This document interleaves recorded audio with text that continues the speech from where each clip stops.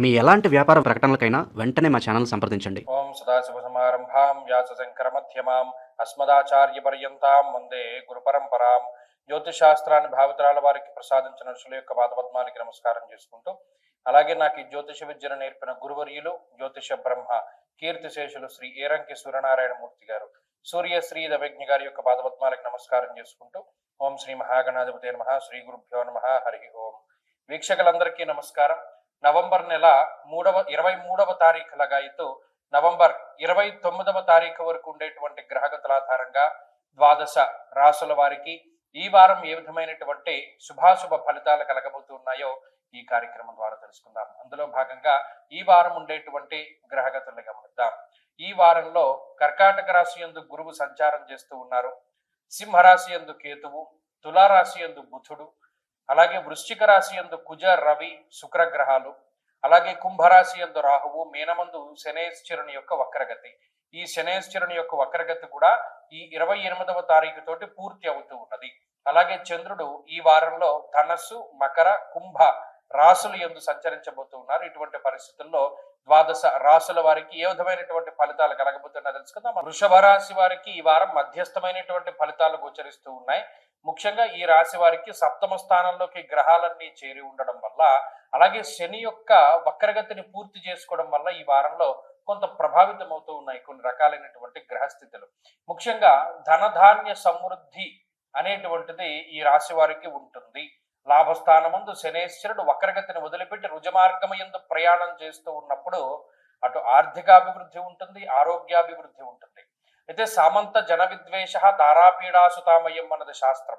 అక్కడ ఈ కుటుంబ సంబంధమైనటువంటి విషయాలు, జీవిత భాగస్వామి సంతానానికి సంబంధించినటువంటి విషయాలు కొంత ఇబ్బంది పెట్టడానికి అవకాశం ఉంటుంది. ఎందుకంటే ఉన్నటువంటి పరిస్థితుల్లో ఏదో ఒక పని మీద మీరు కష్టపడుతూ ఉండేటువంటి వాతావరణం ఉంటుంది. అదే సందర్భంలో ఈ జీవిత భాగస్వామికి సంతానానికి సంబంధించినటువంటి విషయాలపై దృష్టి పెట్టవలసినటువంటి పరిస్థితులు ఏర్పడతాయి.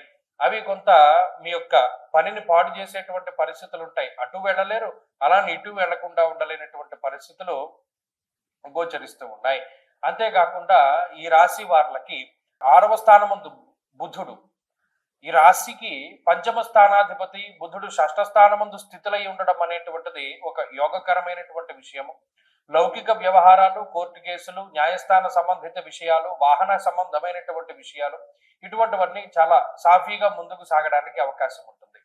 వృత్తి, ఉద్యోగ, వ్యాపారాలకు సంబంధించినటువంటి విషయాలు బాగున్నాయి. ప్రత్యేకించి భాగస్వామ్య వ్యాపారాలు చేసేటువంటి వారికి కాలం కలిసి వస్తుంది.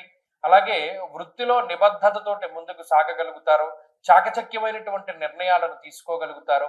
10 మందిని కలుపుకుని ముందుకెళ్లేటువంటి ధోరణి ఉంటుంది. ఎప్పుడు కూడా మనం ఒంటరిగానే ఈ పని చేద్దాము లేదా ఒంటరిగా ముందుకెళ్దాం అనేటువంటి తత్వం ఉండదు. ఇంకొకళ్ళ సహాయం అర్థిస్తారు, మీరు ఇంకొకరికి సహాయం చేస్తూ ఉంటారు. కలుపుగోలు తనంతో ముందుకు వెళుతూ ఉంటారు. అలాగే ఆర్థిక స్వేచ్ఛ ఉంటుంది. ఆర్థిక పరమైనటువంటి ఇబ్బందులు తగ్గుముఖం పడతాయి. కుటుంబ సభ్యుల యొక్క సహకారం ఉంటుంది. మరీ ముఖ్యంగా కొన్ని సందర్భాల్లో వారు మీకు సహకరిస్తారు. మిమ్మల్ని అర్థం చేసుకోగలగడం కూడా ఒక మంచి విషయంగా ఈ వారంలో చెప్పుకోవచ్చును. ఉన్నతాధికారులతో మాత్రం కొంత సమస్యగా ఉంటూ ఉంటుంది. అంతేకాకుండా ఈ తోటి ఉద్యోగస్తులతోటి వారికి ఎంత మనం సహాయం చేసినా అవసరానికి వాళ్ళు మనకి సహాయం చెయ్యట్లేదు అనేటువంటి ధోరణి వారం చివరిలో ప్రత్యేకించి కనబడుతూ ఉంటుంది. వృషభ రాశి వారి వారం మరింత అనుకూలమైనటువంటి ఫలితాలను సాధించడానికై ఎక్కువగా ఈ రాశి వారు దక్షిణామూర్తి యొక్క ఆరాధన చేస్తూ ఉండడం చెప్పదగినటువంటి సూచన. ఈ వారంలో కలిసి వచ్చేటువంటి రోజు బుధవారంగా చెప్పవచ్చును. అదృష్ట సంఖ్య 6, అదృష్ట వర్ణము ఆకుపచ్చ.